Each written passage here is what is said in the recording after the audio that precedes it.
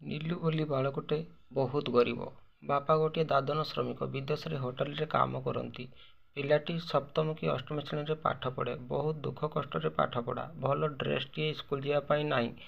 ମା ବଡ଼ଲୋକ ଘରେ କାମ କରି ଯାହା ଖାଦ୍ୟ ପୁରୁଣା ଡ୍ରେସ ଆଣି ଗୁଜରାଣ କରନ୍ତି ସେଥିରେ ପୁଅର ପାଠପଢ଼ା। ହେଲେ ବାପା ମାଆଙ୍କର ଇଚ୍ଛା ପୁଅକୁ ଭଲ ପାଠ ପଢ଼ାଇ ଭଲ ମଣିଷ କରିବା ପାଇଁ।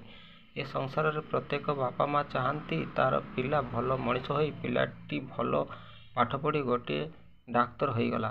ବାପା ମାଆର ଖୁସି କହିଲେ ନ ସରେ।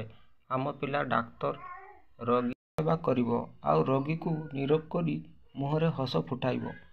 ପ୍ରଥମେ ବାପା କହୁଥାନ୍ତି ପୁଅକୁ ଥରେ ମୁଁ ଯୋଉ ହୋଟେଲରେ କାମ କରୁଥିଲି ସେଇଠିକି ନେଇଯିବି। ଆମ ମାଲିକ ବହୁତ ସୁନ୍ଦର ଆଉ ତାଙ୍କର ଟିକିଏ ଡାଇବେଟିସ୍ ରୋଗ ବି ଅଛି।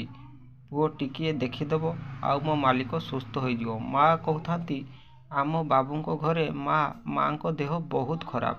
ପୁଅକୁ ମୁଁ ଟିକିଏ ନେଇ ମାଆଙ୍କୁ ସୁସ୍ଥ କରିଦେବି। ଦେଖନ୍ତୁ ମୋର ଏହି ଛୋଟିଆ କାହାଣୀ ଲେଖିବାର ଗୋଟିଏ ଉଦ୍ଦେଶ୍ୟ ନିରୀହ ଲୋକ ଦୁଃଖ କଷ୍ଟରେ ରହି କିନ୍ତୁ ହୃଦୟ କେତେ ରହିଛି ଏଇ ତ ସରଳତାର ପରିଚୟ। କାହାଣୀ ଲେଖି ମୁଁ ଦୁଇଥର ପଢ଼ି ନିଜ ଆଖିରେ ଲୁହ ଆସିଯାଉଛି। ଧନ୍ୟବାଦ।